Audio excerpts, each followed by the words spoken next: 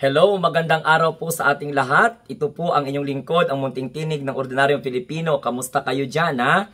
Sa ating mga kababayan from Luzon, Visayas, and Mindanao at saan mang sulok ng mundo. Kung kayo po ay bago dito po sa ating channel, huwag kalimutan mag-like, mag-share, and subscribe. And please, don't forget to click the notification bell, yung parang kampana, para lahat ng activity natin dito, including the live stream, mano-notify kayo at ma-update kayo. Pag-usapan natin mga ka-MT ang pagmamagaling ni Tol Tolentino. Diyos ko, Santissima Trinidad, patawara. Hindi ko talaga alam kung saan po humuhugot ng lakas ng loob si Tolentino para mag-schedule tungkol po sa impeachment trial ni Sara Duterte. Parang sobra pa siya kay Chis Escudero kung magsalita. Kaya nga minsan matatawa ka na lang dito, no? Kasi alam mo kung bakit? Si Chis Escudero nga, wala nga nakaschedule. Palpak nga yung schedule niya na June 2. O, June 10 na June 11 na naman. Pagkatapos ikaw, Tol Tolentino, nakikita mo na 19 days lang ang impeachment trial. Ginoo ko, patawara Santissima. Alam mo, sa totoo lang, no? Kaya buti na lang hindi ka talaga nanalo. Ginoo ko, Lord. Outgoing Senate Minority or Majority Leader Francis Tolentino kahapon or on June 8 nagsabi, propose a compressed 19-day timeline for the impeachment trial to complete against Vice President Sara Duterte starting June 11, urging both chambers of Congress to wrap up the proceeding within the 19th Congress. Kasi pinaninindigan talaga ni Tolentino na hindi po daw pwedeng tumawid sa 20th Congress ang impeachment trial. Ayaw niya ng paliwanag ng discontinued. Ayaw niya ng paliwanag that Congress is what we call continuing body. Kaya nga ito, pinamamadali niya. Ang both chamber, ang House of Representative Prosecution Panel at ang Senate. Kasi nga, nag-ano na siya nag-propose na siya 19... Sus, Ginoo ko, Tolentino. Ano, nagmamadali ka? Lumayas ka na lang pagtapos ng term mo kasi tutuloy-tuloy ang impeachment. Grabe naman ang pagmamagaling ni Tolentino, oo. Kaya nga maraming mga contradicting opinion. Bakit ikaw lang ba, Tolentino, ang abogado? Ikaw lang ba ang magaling sa tingin mo? Nag-propose ka pa ng comprehensive or compressed 90-day timeline for the Senate to complete the impeachment trial? Anong ginamadali mo? Dahil ayaw maniwala ni Tolentino na hindi dapat hindi daw tatawid ang impeachment trial sa 20th Congress. Therefore, bago mag-June 30, tapusin ang impeachment trial. Grabe naman. Sabi po ni Tolentino, kaya daw po tapusin ang 90 days, simula June 11, okay, ang impeachment trial ni Sara Duterte. Kaya ni-encourage niya yung House at saka yung Senate, okay, to trim the article of impeachment from 7 to 2. Ay, kagago. Napakawalang hiya mo naman, Tolentino. Abogado ka ba? Bakit magdidikta ka from what we call this 7 article of impeachment? Ikaw yung judge, gagawin mo timong 7, instead of 7, gawin mong 2? Saan mo itapon yung 5? Dahil sa nagmamadali ka, dahil sa hindi ka naniniwala na dapat hindi po ma-discontinued ang impeachment proceeding? Judge ka na naturingan, tapos ikaw ang magdikta? Baliwalain mo yung 5 na article of impeachment, dapat 2 lang? Abno ka ba? Grabe ka naman, Tolentino, oo. Sabi po ni Tolentino dito, ini-encourage niya yung House to trim the article of impeachment from 7, dapat gawin na lang daw tong 2. Yung 2, doble na yun. Piliin na lang nila yung sa tingin nila ay mayroong silang sapat na ebidensya. Sa ganoong paraan ay talagang mapapabilis ito. Gago. Mapapamura tayo ng abogado nito. Alam mo, sa tingin ko, nagpapabango ito sa kampo ng mga Duterte kasi natalo to eh. Nagpabango to sa mga DDS ng mga alinganga. Huy Tolentino, mahiya ka. Sinisilduan ka na ang taong bayan, huwag ka magmadali. Nakadepende ang tagal ng article ng impeachment sa pagpresenta ng ebidensya ng prosecution at pagpresenta ng ebidensya ng defense. Hindi gani nagamadali yung mga abogado ni Sara Duterte, tahimik nga. Ang mga DDS lang naman ang mga alinganga. Ay nako, Tolentino. Sabi niya dito, rejecting the possibility of carry over to the next Congress. Kasi ayaw niyang maniwala talaga, natatawid ito sa 20th Congress. Hindi siya naniniwala that the Senate is continuing body. Ay nako. Yung salitang forthwith ay command na naka-attach sa 19th Congress, hindi po sa 20th Congress. Pero, ang next Congress composed of 19th and 20th Congress. Kaya body ang tawag. Kaya nga, continuing. Dahil yung 12 na naiwan, hindi po hinalal sa 20th Congress. Hinalal sila 19th Congress. Gin-interpret ninyo na yung 12 naiwan ng mga senador, bahagi ng 20th Congress dahil yung 12 nanalo ngayong midterm 2025 election. Dapat ang talagang good na i-address sa Senado, hindi man ako senador, body. Continuing. Hindi mo pwedeng i-dismantle or i-disregard ang mga senador na naiwan sa 19th Congress. Grabe talaga to si Tolentino. Ay, saan kaya to? Mamaya-maya tingnan natin ito, ha?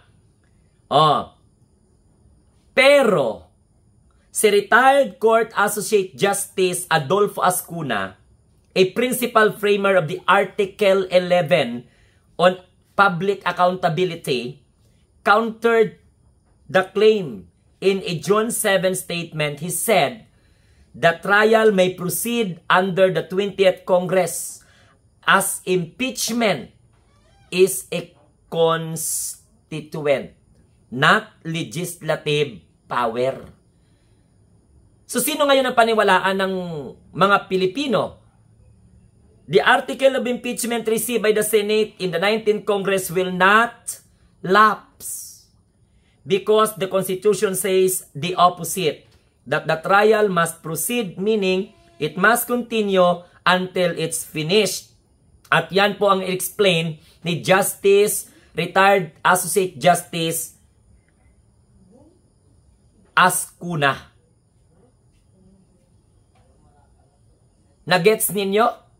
So ngayon, sinong papaniwalaan mo? Sabi po dito ni Tolentino, show me. Sabi niya pa, nangahamon pa. Show me a provision in the 1987 Constitution that would point to the words carry over. Sabi daw ni Tolentino, wala daw. Yung salitang forthwith ay command na naka-attach sa 19th Congress, hindi daw po sa 20th Congress. Anong sabi ni Adolfo Ascuna, retired Supreme Associate Justice? The article of impeachment received by the Senate in the 19th Congress will not lapse with the Congress but will carried out to the 20th Congress because trial of impeachment cases is not function of legislative power but it is a constituent power. It does not fall under the rule that the unfinished business lapse with the outgoing Congress because the Constitution says the opposite. That the trial must proceed, meaning it must continue until it is finished. Pareho to sa sinabi ni Risa Ontiveros that the impeachment trial or proceeding will not be discontinued according to the U.S. premise. What happened to Tolentino? Ngayon mga kababayan, makamunting tinig. Sino ngayon ang papaniwalaan natin? Itong si retired Supreme Court Associate Justice Adolfo Ascuna is a principal framer of Article 11 on public accountability. Ngayon, si Sara Duterte, mayroong accountability sa taong bayan. As public servant, as a public officials. So, kayo ang mag-isip-isip. So, ibig sabihin, si Associate Justice Ascuna pang mag-adjust sa idea ni Tolentino na hindi naman siya author at premier ng Article 11 on Public Accountability, na kung saan isa po yan sa mga posibleng nilabag ni Sara Duterte. Betrayal of public trust.